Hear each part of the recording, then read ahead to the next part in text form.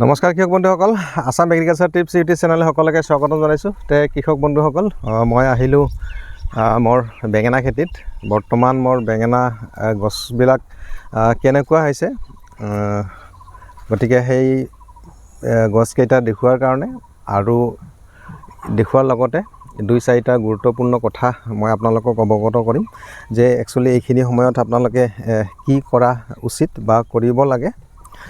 কৃষক বন্ধুসকল চাওক, এইবিলাক গছ বৰ্তমান এনেকুৱা হৈছে, ধুনীয়া পখা মেলিছে আৰু ফুলো আহিছে। ফল এতিয়াও দেখা যোৱা নাই, যদিও মানে ফুল আহিছে। বহুত গছত ফুল আৰম্ভ হৈছে, ফুল অহা। গোটেই বাৰীখন যদি মই আপোনালোকক দেখুৱাওঁ, এনেকুৱা। কৃষক বন্ধুসকল, পুলি ৰোপণৰ পৰা আৰম্ভ কৰি মই ভিডিঅ' বনাই আছিলোঁ বা আপোনালোকক দি আছিলোঁ বা ইউটিউবত মই আপলোড দি আছিলোঁ। গতিকে বৰ্তমান এইখিনি পৰ্যায় পালে আৰু এইটো বাৰিষা জাত বেঙেনা হয়। মই আগৰ ভিডিঅ'টো কৈছোঁ যে এই গুৰিৰ যোনবিলাক ব্ৰাঞ্চ থাকে, এইবিলাক আপোনালোকে গুচাই দিব। এনেকুৱা এইবিলাক এনে সাৰ পানী খায় আৰু গছডাল অলপ ওখ হ'ব লাগে। কৃষক বন্ধুসকল, এই যোনটো জাত হয়, এই জাতটো বহুতেই ভাল বাৰিষা বতৰৰ কাৰণে। আৰু যিহেতু ফুল লগা আৰম্ভ হৈছে, গতিকে কেইদিনমান পিছত হয়তো ফলো দেখিব পৰা যাব। এয়া চাওক, আৰু এনেকৈ চাওক কিমান ব্ৰাঞ্চ ওলাইছে। কৃষক বন্ধুসকল, কথা হ'ল এই মালচিং পদ্ধতি যদি আপোনালোকে বেঙেনা খেতি কৰে, এই গুৰিৰ পৰাই মানে আপোনালোকে ফল ল'ব পাৰিব। এইবিলাকৰ পৰা দেখিছে আপোনালোকে, এইবিলাক ফুল আহিছে, ফল হ'ব। কিন্তু মালচিং একদম ওচৰতে আছে। একেবাৰে গুৰিত ফলিলেও ফলকেইটা ভালে থাকিব, কাৰণ সেইকেইটা মাটি নালাগে বা পচি নাযায়। মালচিঙৰ সেইটো সুবিধা, আপোনালোকে গুৰিৰ পৰা ফল ল'ব পাৰে। কৃষক বন্ধুসকল, গছবিলাক কেনেকুৱা লাগিছে এবাৰ চাওক আৰু কমেণ্ট কৰক। এনেকৈ যদি আপোনালোকে খেতি কৰিব বিচাৰে, গতিকে মই বিভিন্ন টিপছ বা পদ্ধতিবিলাক মই আপোনালোকৰ আগত দাঙি ধৰি থাকোঁ। গতিকে আপোনালোকে ভিডিঅ'বিলাক কণ্টিনিউ চাব। এয়া চাওক, ফুল লগা আৰম্ভ হৈছে। এইকেইটা যদি মই দেখুৱাওঁ আপোনাক, কিন্তু এটাতো এতিয়াও ফল দেখা নাই মই, জাষ্ট ফুল আৰম্ভ হৈছে।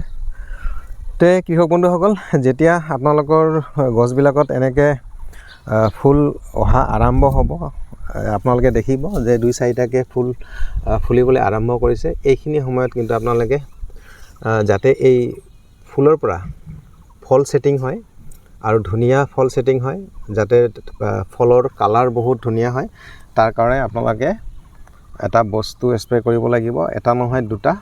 সেইটো হৈছে এটা মাইক্ৰ'নিউট্ৰেণ্ট, যোনটো যাক আমি অনুখাদ্য বুলি কওঁ। এই অনুখাদ্য আপোনালোকে স্প্ৰে কৰিব লাগিব। আৰু এটা PGR, প্লাণ্ট গ্ৰ'থ ৰেগুলেটৰ, এটা PGR আপোনালোকে মই কৈ থাকোঁ। আৰু যোনটো মই ৰিজাল্ট ভাল পাইছোঁ, সেইটো হৈছে এগ্ৰ'মিন গল্ড। এইটো হৈছে মাইক্ৰ'নিউট্ৰেণ্ট। আৰু অল ইন গল্ড, যোনটো PGR, এই 2টা মই একেলগে স্প্ৰে কৰোঁ। আৰু মই এতিয়াও কৰা নাই, জাষ্ট আজি 2 দিন পিছত মই বেঙেনা খেতিত আহিলোঁতো, সেইকাৰণে দেখিলোঁ যে ফল অহা আৰম্ভ হৈছে। গতিকে মই আজি এটা স্প্ৰে কৰিম, এই অল ইন গল্ড আৰু এগ্ৰ'মিন গল্ড। কৃষক বন্ধুসকল, আপোনালোকেও যদি খেতি কৰে, এনেকুৱা যেতিয়া এটা পৰ্যায় পাব, ফল অহা আৰম্ভ হ'ব, সেইখিনি সময়ত কিন্তু আপোনালোকে মাইক্ৰ'নিউট্ৰেণ্ট আপোনালোকে স্প্ৰে কৰিব। মাইক্ৰ'নিউট্ৰেণ্ট স্প্ৰে কৰাত কি হ'ব, আপোনাৰ ফলকেইটা চিকচিকীয়া হ'ব, ধুনীয়া হ'ব আৰু ফলৰ সংখ্যা বাঢ়িব। আৰু এটা কাম কৰিব পাৰে কৃষক বন্ধুসকল, এই মাইক্ৰ'নিউট্ৰেণ্টৰ লগত আপোনালোকে বেলেগকৈ অলপ বৰণ দি দিব। বৰণ 20% যোনটো স্প্ৰে কৰাৰ কাৰণে পোৱা যায়, সেই বৰণ আপোনালোকে দি দিব। আৰু দ্বিতীয় কথা হ'ল কৃষক বন্ধুসকল, যেতিয়াই আপোনালোকৰ গছবিলাকত এনেকৈ ফল আহিব, কিন্তু পোক পৰুৱাও লাগিব। আৰু যদি আপোনালোকে পোক পৰুৱা নিয়ন্ত্ৰণ কৰিব নোৱাৰে, বিশেষকৈ এই বাৰিষা বতৰত, তেতিয়াহ'লে কিন্তু বহুত লছ হৈ যাব। প্ৰতিটো বেঙেনা হয়তো নষ্ট কৰিব পোক লাগি, আৰু আমি জানো বেঙেনাত কি পোক লাগে। গতিকে সেই পোকৰ কাৰণে কিন্তু আপোনালোকে স্প্ৰে কৰি যাব। আৰু অলপ ভাল কীটনাশক আপোনালোকে স্প্ৰে কৰিব। ফেম কৰিব পাৰে, বায়াৰ কোম্পানীৰ ফেম আপোনালোকে কৰিব। আৰু একেটা কীটনাশকে আপোনালোকে বাৰে বাৰে কিন্তু ইউজ নকৰিব। আপোনালোকে যদি ফেম কৰে, তাৰপিছত কৰাজেন কৰক, এনেকৈ ঘূৰাই পকাই কিন্তু আপোনালোকে স্প্ৰেবিলাক কৰিব। এয়া চাওক, প্ৰতিটো আগতে ফুল আহিছে, এইবিলাক যদি আপোনালোকে চায়। তে কৃষক বন্ধুসকল, আজিৰ ভিডিঅ'ত বিশেষ তেনেকুৱা একো নাই। আজিৰ ভিডিঅ'ৰ উদ্দেশ্য এইটোৱে যে যেতিয়া আপোনালোকৰ গছবিলাক এনেকুৱা হ'ব, ফুল ফল অহা আৰম্ভ হ'ব, সেইখিনি সময়ত আপোনালোকে কি কৰণীয় বা কি কৰিব, কি স্প্ৰে কৰিব, সেইখিনি তথ্য দিয়াৰ কাৰণে ভিডিঅ'টো মই প্ৰস্তুত কৰিলোঁ। তো কৃষক বন্ধুসকল, ভিডিঅ'টো যদি দৰকাৰী বুলি ভাবে, আপোনালোকে লাইক এটা কৰি দিয়ক। আৰু নতুনকৈ যদি কোনোবাই মোৰ চেনেলৰ ভিডিঅ' চাই আছে, আজি আপোনালোকে এনেধৰণৰ ভিডিঅ' পাই থকাৰ কাৰণে আপোনালোকে চেনেলটো ছাবস্ক্ৰাইব কৰি ৰাখক। এয়া চাওক। আৰু কৃষক বন্ধুসকল, আৰু এটা কথা কৈ থওঁ, মই যিহেতু আপোনালোকক ক'লোঁ যে ভাল কীটনাশক আপোনালোকে স্প্ৰে কৰিব, ফেম কৰক, কৰাজেন কৰক, আৰু এটা হৈছে চিমোডিছ, চিনজেণ্টা কোম্পানীৰ চিমোডিছ বহুত ভাল কীটনাশক হয়।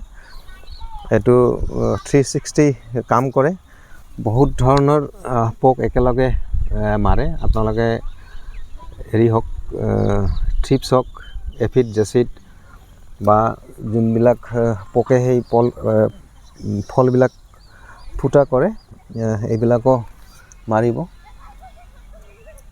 এয়া, আৰু যোনটো কীটনাশক আপোনালোকে লয়, সেইটো দোকানীৰ লগত আপোনালোকে পৰিমাণটো কেনেকৈ কি কৰিব, সেইটো আলোচনা কৰি ল'ব। এয়া চাওক। তথাপি মই এবাৰ কৈ দিছোঁ, যদি আপোনালোকে চিমোডিছ কৰে, আপোনালোকে প্ৰতি লিটাৰ পানীত, প্ৰতি লিটাৰ একচুৱেলি নহয়, আপোনালোকে 15 লিটাৰ যোনটো টেংক হয়, ইয়াত আপোনালোকে 8 পৰা 10 ml দি আপোনালোকে স্প্ৰে কৰিব। আৰু ফেম যদি আপোনালোকে কৰে, ফেম আপোনালোকে কৰিব প্ৰতি 15 লিটাৰ পানীত আপোনালোকে মাত্ৰ 4 পৰা 5 ml আপোনালোকে 5 ml দিব পাৰে, পাৰফেক্ট ড'জ হ'ব। আৰু এই কীটনাশকবিলাক ঘূৰাই পকাই স্প্ৰে কৰিব। আৰু যদি কৰাজেন আপোনালোকে কৰে, কৰাজেনৰ তেনেকুৱা 5 ml, 15 লিটাৰ পানীত 5 ml দি আপোনালোকে ঘূৰাই পকাই যদি স্প্ৰে কৰি থাকে, তেতিয়া দেখিব যে আপোনালোকৰ যোনটো বেঙেনাৰ পোক, সেই পোক নোহোৱা হ'ব। আৰু লগতে কি হ'ব, কিছুমান পোক সেই ব্ৰাঞ্চবিলাকত লাগে। এইটো যেনেকৈ এটা ব্ৰাঞ্চ ওলাইছে, এই ব্ৰাঞ্চত ইয়াতে লাগিব, এই ব্ৰাঞ্চটো খাই দিব, ফলত কি হয়, ব্ৰাঞ্চটো শুকাই মৰি যায়। গতিকে এনেকুৱা যাতে নহয়, আপোনালোকে কি কৰিব, এই কীটনাশকবিলাক আপোনালোকে ইউজ কৰক। মই যেনেকৈ ক'লোঁ তেনেকৈ কৰক। এয়া যদি আপোনালোকক দেখুৱাওঁ, আৰু এইটো মই বিশেষকৈ বাৰিষাৰ কাৰণে কৰিছোঁ। আৰু বাৰিষাত যিহেতু বেঙেনা বা যিকোনো চব্জিৰ দাম ভাল থাকে, আৰু সেই উদ্দেশ্য আগত ৰাখিয়েই মই এই মালচিং পদ্ধতিত এই বেঙেনা খেতি কৰিছোঁ। তো কৃষক বন্ধুসকল, ভিডিঅ'টো এটা লাইক কৰি দিয়ক, আৰু যাতে মই ভিডিঅ' বনোৱাৰ উৎসাহ পাওঁ, সেইখিনি আপোনালোকে কৰক। পাৰিলে ভিডিঅ'বিলাক বিভিন্ন খেতিয়কৰ মাজত শ্বেয়াৰ কৰক। আজিলৈ ভিডিঅ'টো ইমানে, ধন্যবাদ।